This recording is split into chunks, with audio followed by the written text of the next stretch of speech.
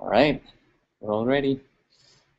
So my presentation is going to be about JavaScript promises. So we're not really going to talk about promises in other languages, just really JavaScript. But they're all kind of similar, right? So before we actually dig into promises, we gotta think about callbacks.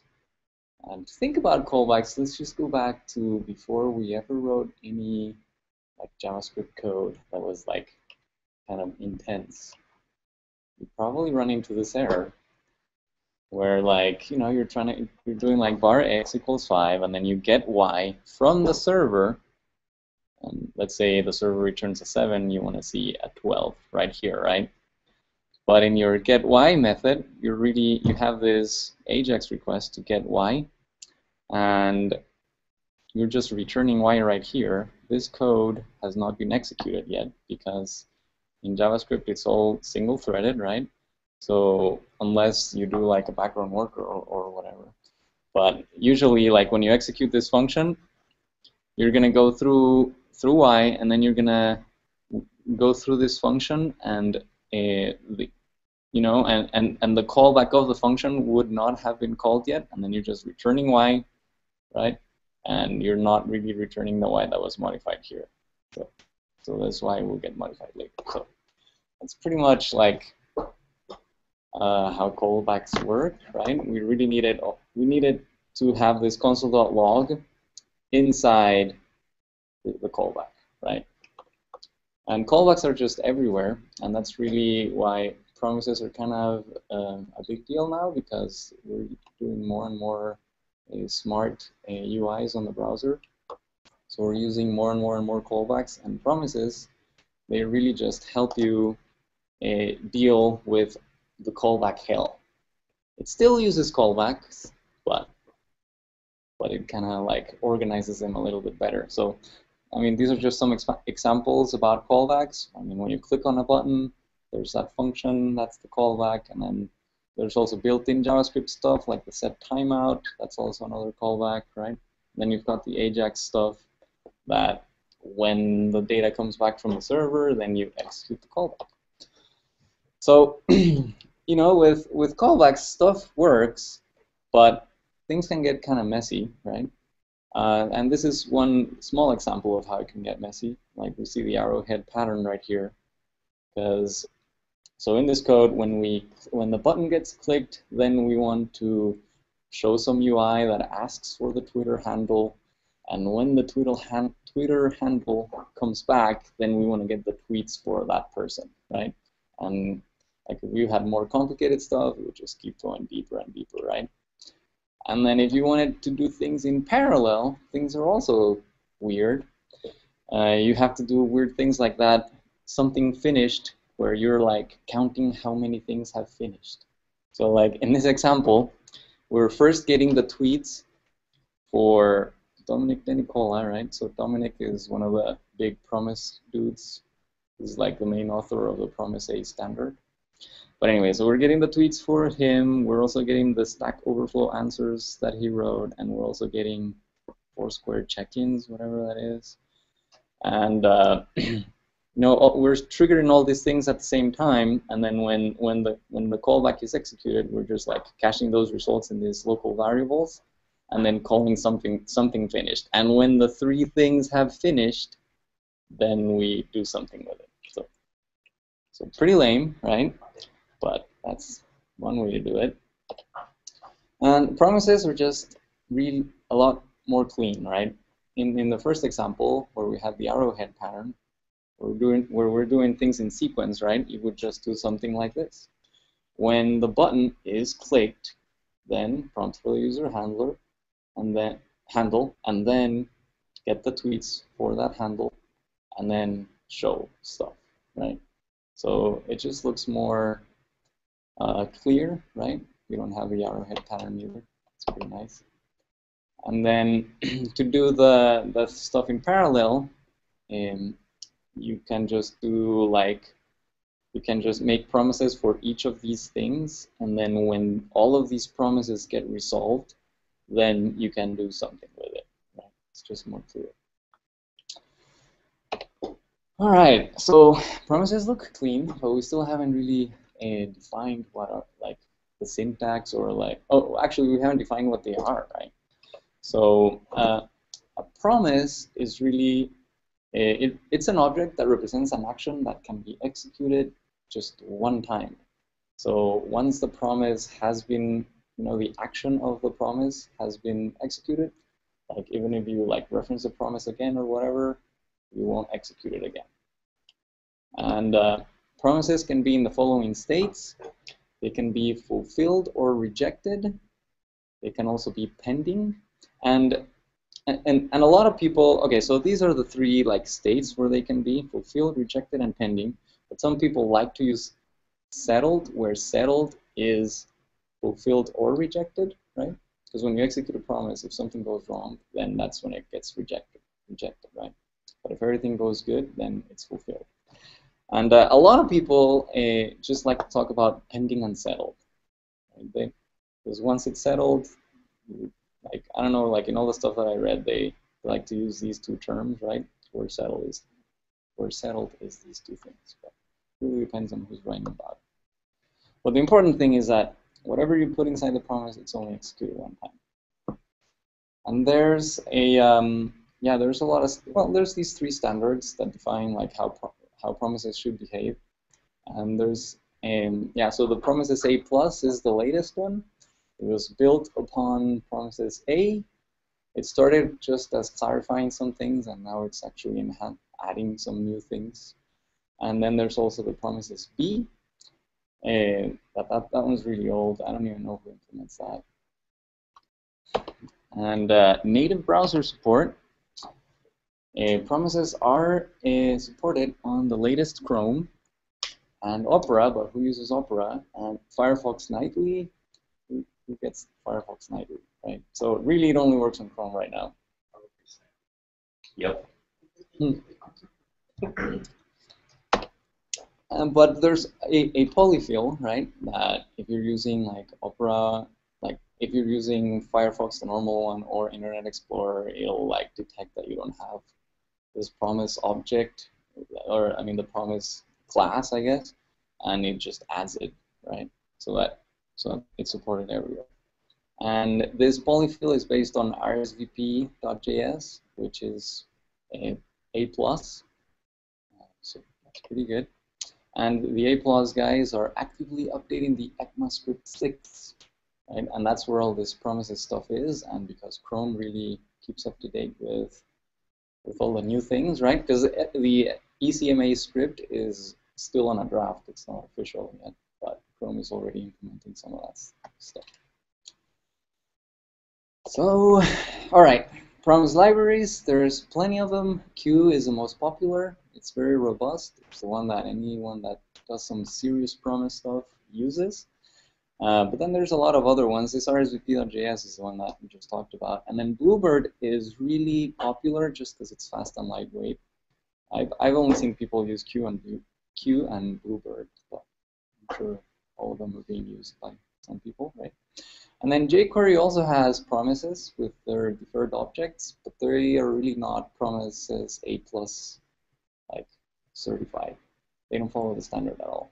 So you can do some things, and in some areas it does look like it's A+, but it's not really. So you have to be careful. And I guess it's because they were kind of pioneers in that area, so they had to roll their own. And then the standard came out after. All right, so let's be more specific. And we already talked about some of the cool things about promises and why they're so popular. But really, they're popular because the method signatures, also for your asynchronous actions, they're cleaner. Your methods are not taking in a callback, right? You don't have to say like, okay, I'm gonna call this method and I'm gonna say send ABC parameter, where C is a weird callback that who knows really when it's gonna get executed, at the beginning of when the thing's doing its stuff or at the end of when it's doing stuff. You kind of know what to expect with a promise. And the method signature doesn't take a callback, right? Then we talked about this one, easy composition. So it's easier to do sequential and parallel joins. And they also have standard return semantics and standard error handling. These two things are really cool for chaining, which we're going to talk about in a little bit. All right, let's talk about return semantics. This is the first time we see some promise code, right? And we're just doing using the browser stuff. We're not using any weird library here. On that blue square, that's where you really create a promise object, right? As soon as you create the promise object, it's gonna try to execute itself, right? And but you have to tell the promise what it is that it has to do, and you teach the promise how to do its thing with that function that it takes as a parameter in the constructor. In that function, that's where you put your crazy code. Right now, it's really just resolve one. So this promise is really, really simple. There's nothing really asynchronous going on. Like pretty much when the promise is called, we're just resolving it, which is fulfilling it with a value of 1. If this was some crazier code and there could be some errors that happen, then we would reject it. And we could also send some more information on the reject when you call it. But because this is a super simple example, we're just resolving it, nothing's gonna break, right? So, so yeah, like, and promises, they can return a value, right? In this case, we're returning that 1, right? So when we solve a promise, it returns that 1. So over here, where we have this promise.then, we're saying when this promise is done executing, call this function, right? So when this, then that. And in this then, we're taking that value that the promise returned when it got resolved, and we can do stuff with it. Console.log, value of 1, right? And then we can also just return another value right here. If we return a value, then this new value is being sent to this other then in the chain, and it's just displayed, right? So here we're just returning values. It's pretty cool, but it gets way cooler when you're actually returning a promise. Like over here, we're getting some JSON on the server, right? Story.json, and then when when the data comes back, we are capturing it in this story variable. And the story can have chapter URLs, and we want to get the first chapter of it.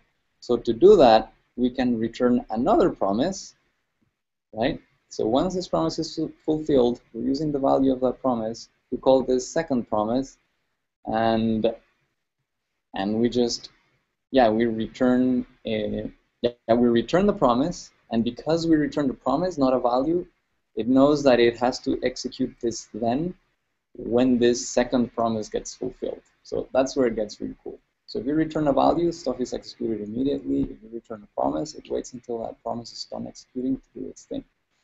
And of course, on this second then, the value of this parameter is going to be the value returned by the second promise. And we'll check that. Well, not in this case because we're just getting the first chapter, right? Why would it be never ending?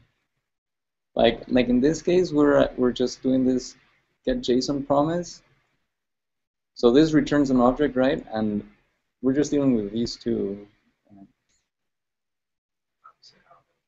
Yeah. No, it is the same method, get JSON, but yeah, but we're not on the method definition. We're not defining it here. If this was a recursive method, then we would be defining it. Yeah. Okay, that's cool. But we will get into more complicated situations when we do the code examples. So now error handling, because we talked that, like the return was standardized, and now error handling is also standardized. This slide gets a little crazy. Okay, not this one. The next one gets crazy. So, so we can have this scenario where we're getting the user Dominic, right? And well, this is weird that yeah, this is custom code, but anyways, if there's an error, we would get the error message right here. This is like the other way around. Usually it's You would get your data first and then the error, but whatever. So if there's an error, we display the UI error. But if there's no errors, then we want to get the best friend of Dominic, right? So those are two AJAX requests. And if there is an error, we display the error. But if there's no errors, then we show best friend. So this is like the old way of doing things. And you see that there's some repeated code for the error stuff.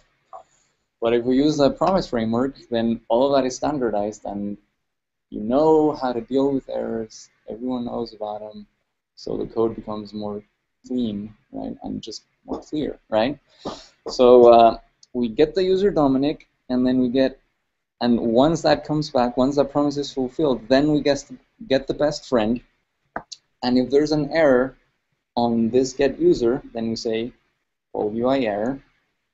And if there's no errors, then this keeps going, right? Then show best friend, right? And if there was an error when we were getting the best friend, then we would do UI.error. And this could actually be simplified with this. So like with error handling, if something bad happens on the first promise, it tries to look for the error handler on this then, but if it doesn't find it, then it looks for it on this other end. So it's even more clean, right? And there's also a catch thing. Like over here, we're already doing something very similar to the catch with this UI.error at the very end. But we can be even more clear with the catch. So this is crazy stuff. This is the slide that gets crazy. But let's focus just on the very beginning up here. We have this promise that when it's fulfilled, it returns this other promise.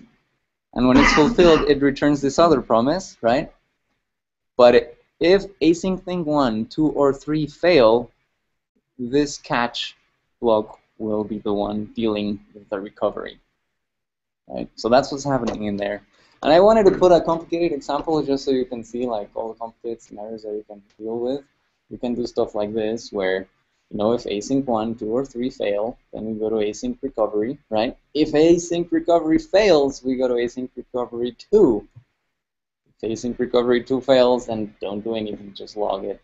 But if async recovery 1 succeeds, then go to async thing 4. You can do weird stuff like that, right?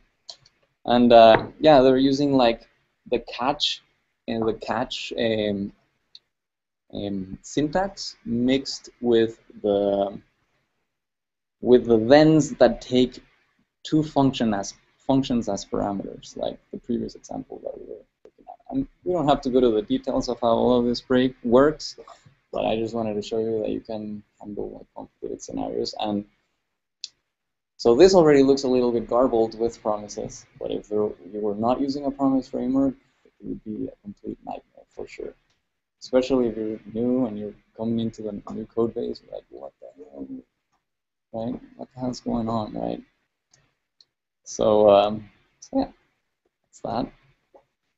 And then another cool chaining feature is the finally. It's similar to the catch, but it's kind of like in C# where we have like try catch blocks and then we have a finally block. Just make sure that it gets executed all the time. So in this example, we're using some promises stuff, but we're going to convert it to use the finally thing. And so we're going to start the spinner and we're going to get the user, then we're going to get the best friend from the user, right? And if there was an error on both things, because of how promises work, even if get user has an error, because there's no error handler here, right? No error function, it'll call the error function of this second thing. But anyways, if get user or get best friend fails, we go to this error and we want to stop the spinner, right? And if everything goes good, then we want to show the best friend and we want to stop the spinner. So we want to make sure that we stop the spinner, right? So with finally, you can do that, which just make sure that it executes it, even if there's an error or whatever. Yeah. All right, for demo time, finally. But before, I want to show you the references. So I took everything out of these two sources. Very good sources. One's by Dominic himself. It's actually a really big slide deck. And then this Jake Archibald, he wrote this article in HTML5 Rocks, which is like the first hit on Google that you get, and it's really, really good. So, all right, now to the demo. Are you talking to me? No.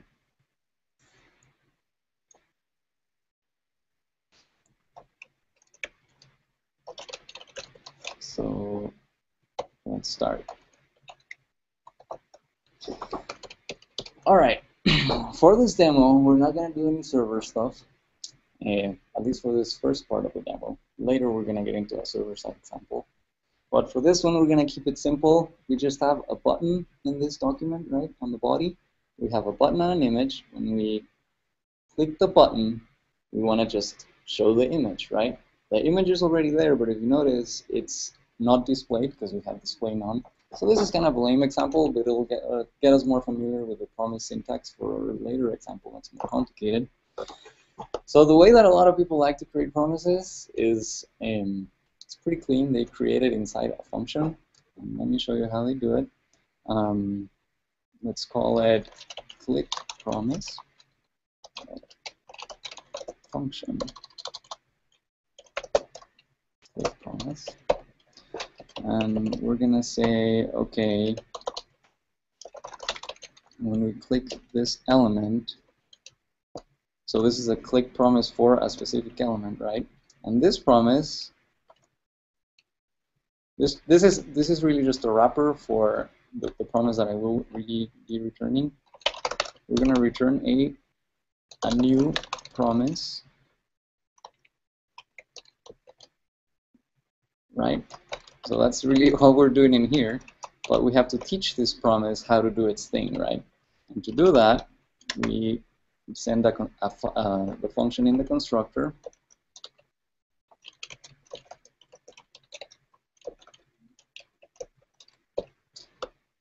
And now we actually have to teach it how to resolve itself, right?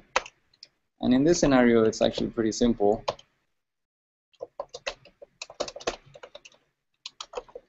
So when that is clicked, we want to resolve it, right?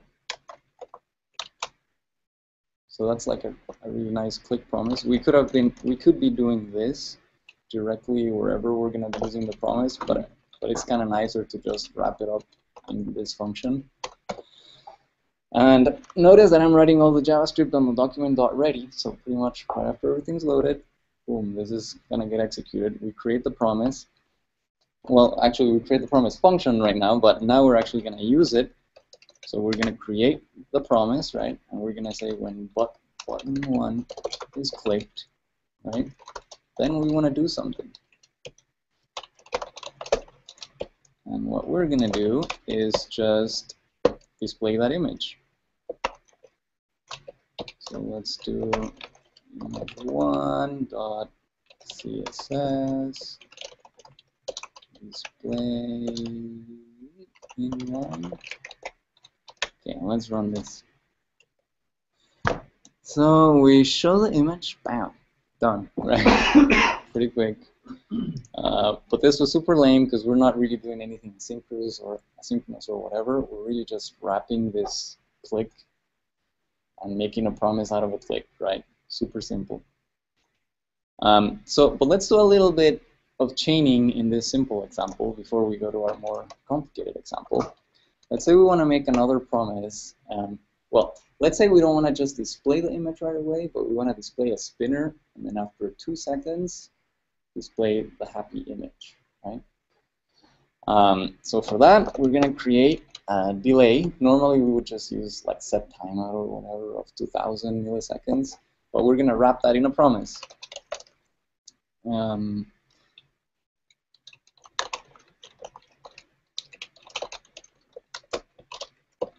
Okay. So we're going to return a new promise. Let's just copy it from here. But in this case, we're not going to resolve it after something's clicked. We're going to resolve this promise after, 2 seconds, right? After some seconds. So let's do seconds times 1000, because this one takes milliseconds, right? Okay, and over here, right after we actually click the button, we don't no longer want to just not return anything. We want to return another promise. So we're doing some chaining already. We're going to return the delay promise. We're going to delay it for 2 seconds, right? And then the promise framework will make sure that that promise gets executed. And when that promise is done doing its thing, then this then will be executed. And on that then, we want to actually display the happy image. Well, I actually need to tweak this so that it starts with a hidden spinner.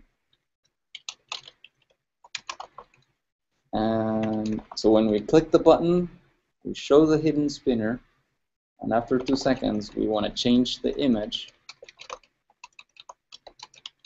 to be the happy image. Wait, that's not right. That's right. Almost right. There we go.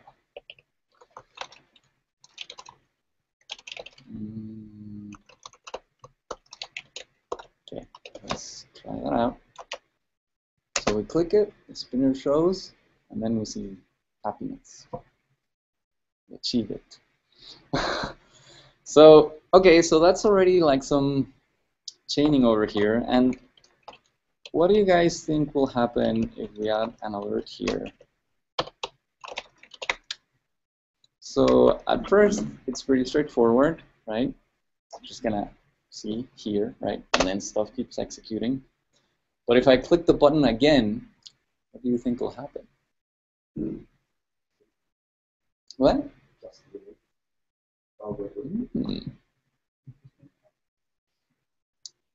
Exactly. A promise can only be fulfilled one time. And we're not creating a new promise every time we click. We're actually creating this promise when the document's ready. So it's the same promise. So if you click show image, it won't do it again. So that's why in this example, this is what's really just like a really simple example. You probably don't want to make all your clicks be promises, right? You want to be able to click it one of them once. But now let's go into a real example where you want to get the book information from the server, but then this book JSON will have information about all the chapters of the book, and then after we get the book information, we want to fetch all of the chapters, right? So we can do that in many different ways, and we're just going to have fun with promises and do it in 3 different ways if we have time. So pretty much I'm starting from scratch again. In the body, I have, just a place to display the title, a place to display the author, and a place to add all of the chapters as they come in, right? And again, I have this on document ready, and that's where I'm going to be writing all of my code. And to do the AJAX request, I could have rolled my own with the XHR object. What is it? XHTML maybe. No, the XHR request, I think it's how it's called. You can roll your own, but like jQuery already does that for you, so we don't have to deal with all those weirdnesses. But I did mention that jQuery is not A+, but luckily there's a little trick to get around that. Even though it's not A+, this AJAX method does return a deferred object. That's like a promise object in jQuery, and the deferred object has a then. So this resolve method is pretty smart, and it knows that if the object that's like right in there in the parameter has a then method, that's what it needs to do to resolve it, and it also knows what to do when it errors out. I'm not really sure, but I know this is a really cool trick to make sure that the jQuery AJAX requests are A+, right? So that's why I have that line, and that's why I'm not typing it, because I probably would forget it. But yeah, we're going to do some really cool chaining stuff, so we want this to definitely be A+. All right. So the first thing we want to do is get the book info that'll tell us about the chapters, right? How many chapters and how to get them. So to do that, we gotta just make a JSON promise. JSON promise. ASPX, I know, don't hate me, but it's like super easy. It's already like in there, right? Didn't have to research about it. I just know how it works. I don't have to set anything up. All right, so book.aspx, right? And when that comes back, then we want to display book.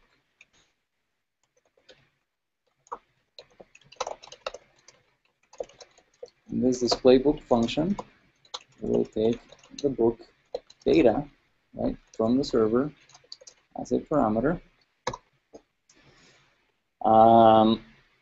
And we're just going to use jQuery to display this stuff.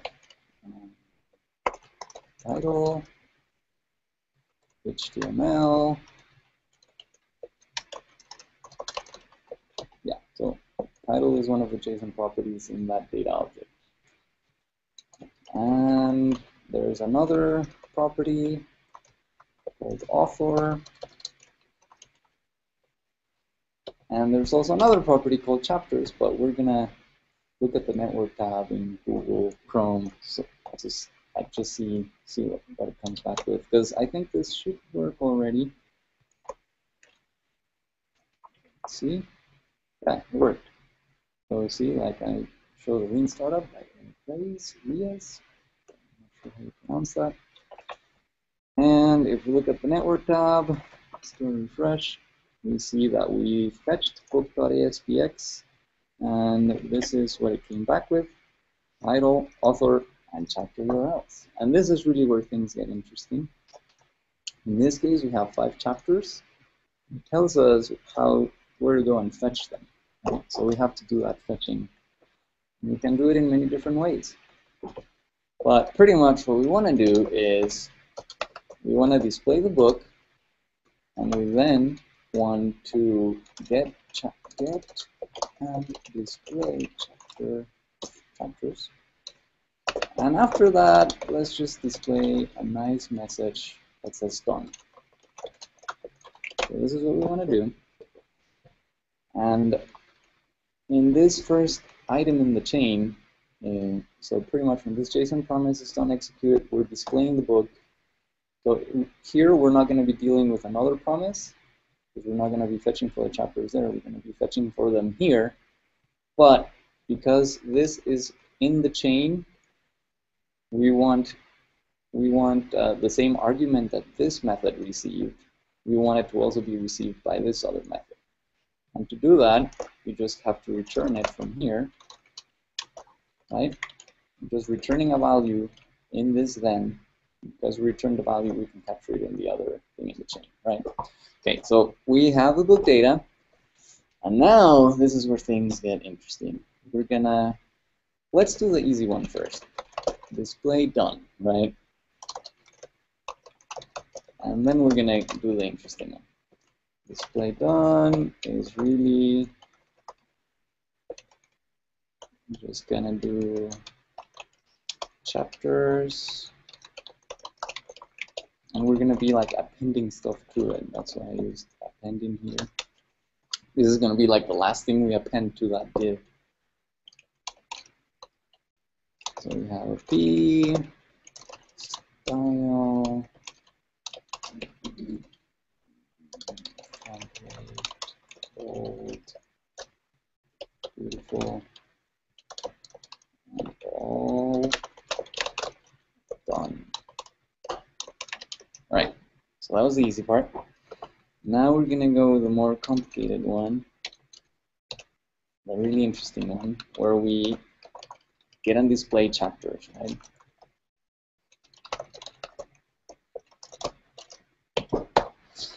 All right, so for this one, right now let's just get all of the chapters at once, right? So we need to make a JSON promises for each individual chapter. Okay? And as soon as you make the promise object, it'll try to resolve itself. So it's going to try to fetch that JSON immediately. So we do var promises equals Oh, and this get and display chapters takes also book data as a parameter. And so we're going to go through book data, chapter URLs, and we want to map this to a JSON promise. That's done. So this would actually already fetch us the data, but it's still not done. You'll see. Let's see. Oh wait, it's not even fetching the data.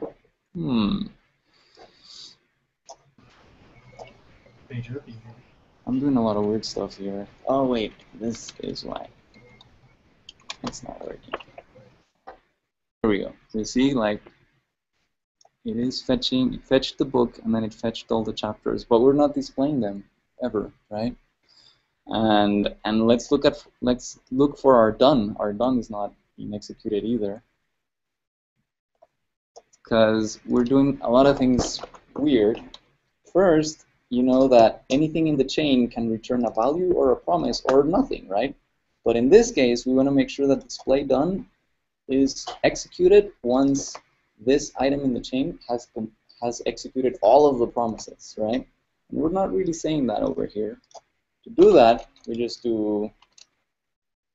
we can wrap all of those promises in a big promise that resolves when all of the little children have been resolved. And for that, you do promise.all. This returns a master promise object that will resolve when all the other promises get resolved, and we can return that. Okay, so now at least we're doing like valid stuff, right? And this display done will only get executed after all of the promises are completed. So hopefully we see the done here. Why are we not seeing done? Where? Oh. Yeah, because we should have seen that done a little while ago. Thanks. What? I saved, I refreshed. What is going on? Okay, wait, map, JSON promise. Promise, good. And then we have our promises, we return them. What? Okay, I'm going to cheat a little bit.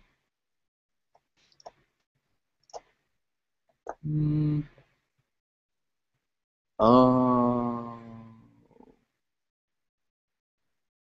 Wait, what? Yeah, we're mapping. And why am I mapping it like this? Oh, because I'm displaying the chapter. So this is not bad. Still don't see the error. What? I was doing so good. Maybe I have some error in the console. What? Oh wait, yeah, because we were taking too long. Okay, all right, sweet. So yeah, it was this thing. I knew everything was good, but still, we're not displaying it. Yeah, thanks, Sam. We did see that everything came back. Yeah, and I have a fake delay for those chapters, so that was easy. It's random. So maybe randomizing to the max value on all of them. I don't know. But all right, so we're still not displaying the promises, but at least we're like building this. You know that we're building all of our promises, and we're like completing, and we build our master promise that resolves when all of them complete, right? But what we want to do is when each individual one completes itself, we want to display the promise on our chapters, right? We want to display the chapter. And to do that, I'm just going to go through each of the promise objects that we have resulting from this map, and I'm going to add a then to them. So then the parent promise will really have all of the children promises that have a then, a little then in there. So like each children has a then, right? And the then is not really a promise, it's just saying when you are done executing, do this, right? So for that, we gotta use this other, tweak things a little bit. We can't have to create our own custom function in here. Based on a promise, there we go. And each item in the map is a URL. So we want to first create the JSON promise. This is where we were before, right? And we want to return that. But we also want to add a then to it that it displays chapter. Right? And we're going to make that function.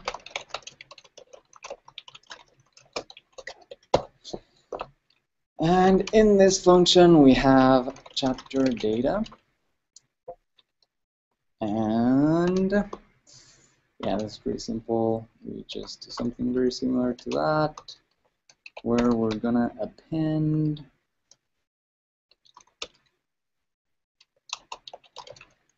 there's a title and a content for each chapter. Like you see it over here, title, content. So I'm gonna just like make them look a little pretty here.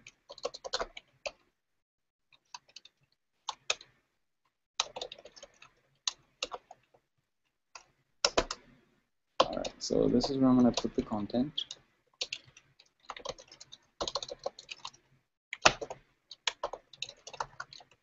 And in here, I'm gonna put the title.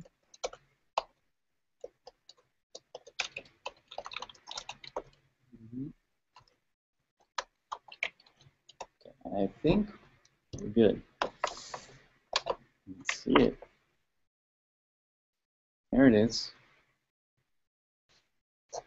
So we're fetching for our chapters that are coming in different orders, and we're displaying them. So that's pretty cool, right? Because we're doing all these chapter fetches at the same time, and then whatever comes in first, we're displaying. So that's already kind of pretty cool that you can do it so clean like this, right? Because we only have these, and we only have this chain right there, and then just simple functions, right? Helps you organize your code pretty nice. But I guess going back to the example, it's kind of lame that we are displaying them in different orders, right? Let's say, yeah, maybe the user wants to start reading the chapters, right? And he's really, really quick. We don't want to we want to start with chapter 1, right, and then show chapter 2 and 3 and 4, right? So to do that, we can tweak the way that we're getting the chapter data. And I just wanted to show you some other ways of doing it so you can see the flexibility of promises. And in this case, yeah, so and in this scenario, we just have, like one master promise that resolves when all of them resolve. What we're going to do now is we're going to have a promise that gets a chapter, and when that gets fulfilled, so when the chapter data comes back, then we are going to create another promise to get the other chapter. Right? And then we're going to have another promise to get the other chapter and another one. So they're going to go one at a time. It's kind of lame because we're doing things one at a time. We're not fetching for all the chapters at once, but we're going to fix that later. Okay, so what's going to change is pretty much this, right? Because the way that we display the chapters, that we get the chapters is going to be different. And for that, we need to start building a sequence. And a sequence is really going to be a promise with a then that has a promise, with a then that has a promise, right? So it's like a linked list. Linked list. So this sequence variable is really just a pointer to the first promise, right, in the chain. And because and in this we don't know how many chapters we have, so we have to loop. Right, we need some sort of loop to be building this chain, right? And most of the time, we're just going to be adding stuff to the then, right? But the first time, we want to create that parent promise, and there's a little trick for not having to deal with that inside your loop, right? Because if we don't do this trick, then the first iteration of the loop is going to be different than all the other ones. because the first one can't just add itself to the then. First one has to create the object, then the second one can add itself to the then, right? So, but anyways, if we initialize our sequence with a promise that always resolves quickly and resolves successfully, then we can just chain on that helper promise. And okay, so let's do that. So promise.resolve actually does exactly that. It creates a promise that always resolves. So like as soon as you created it, it actually already resolved itself. So then when you add a then to that promise, it's like, okay, I'm adding this then to a promise that already resolved itself. I'm just going to execute myself immediately, right? So, and we're going to be building this sequence inside a loop. We're going to be adding stuff to it. So book data, chapter URLs. So these are all our strings, right? And we're going to do a for each. Notice that I'm not using Lodash or anything like that. For each is supported by JavaScript now. So for each URL, we will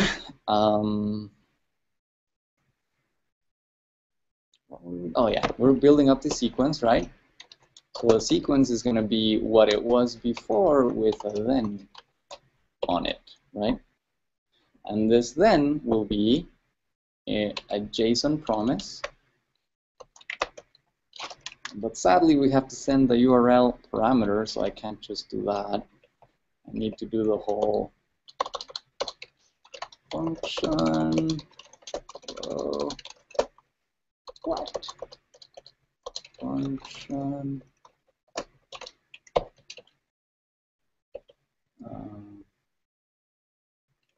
Then JSON promise URL. And okay, we want to return that. And that'll actually do the fetching in sequence, right? Pretty sure. We're not displaying it yet. We're going to deal with that in a little bit.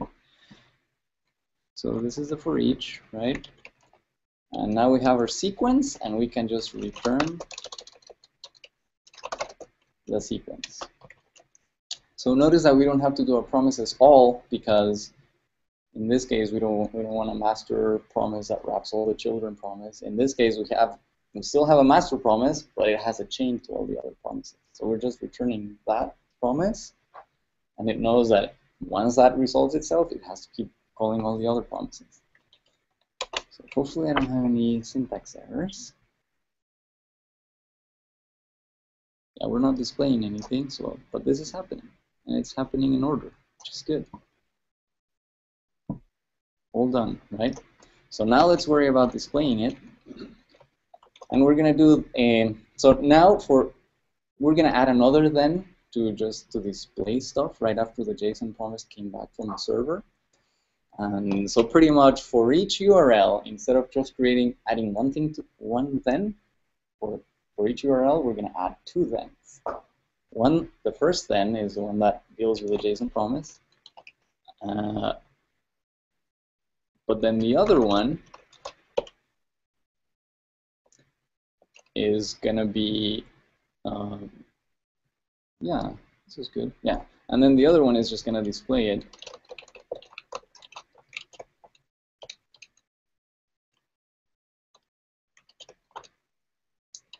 Hopefully it's as easy as that. Yeah, good. Okay, so now we're getting them in order. So, I don't know. It's just another way to do the same thing. But then it's still pretty lame that we're like doing it one at a time. So this one's actually going to be pretty quick. So I think we can squeeze it in before the presentation's over. If we want to do this all at once, it's actually pretty easy. We have to kind of go back to the way that we were doing things a little while ago, but combine it with this sequence also. And I wanted to actually make this for each BR reduce also, because that's really what we're doing, but I don't think we have time, so I'm going to do it in a for each. So All right. Okay. So now what we want to do is we want to build all our promises up front, and then instead of like creating the promises when we're creating the chain, we're going to build them up front and then just add references to them inside the thens. So let's create the promises first.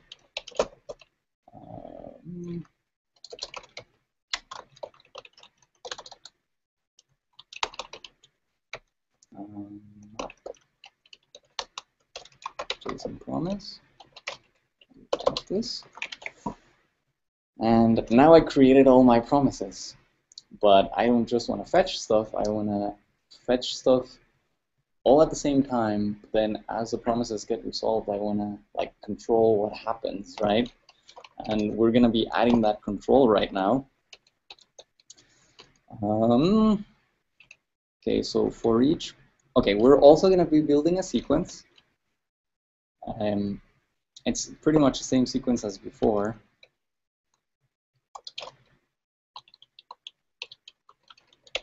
So we go for each of the promises. We want to add the promise itself to the sequence.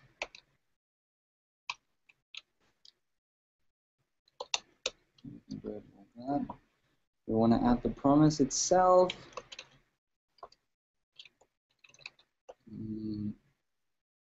Okay, so this is a for each. This takes the promise.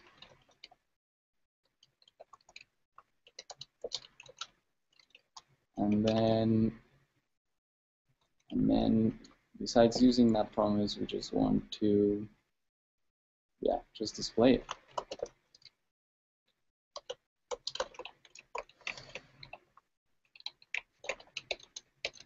Okay, let's see how it goes. It actually did do it asynchronously. We were like trying to fetch all of them. And look at this, chapter 5 already came in, but we're not displaying it yet. Chapter 1 already came in, and it's not showing. We failed. But I don't know. I'm kind of out of time. I don't know if you want me to like keep going into this.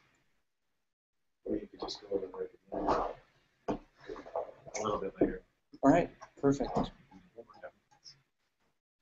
Yeah, we'll see it working.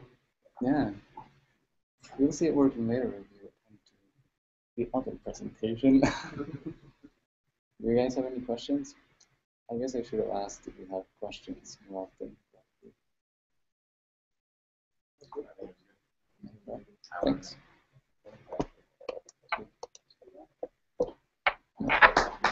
Thanks.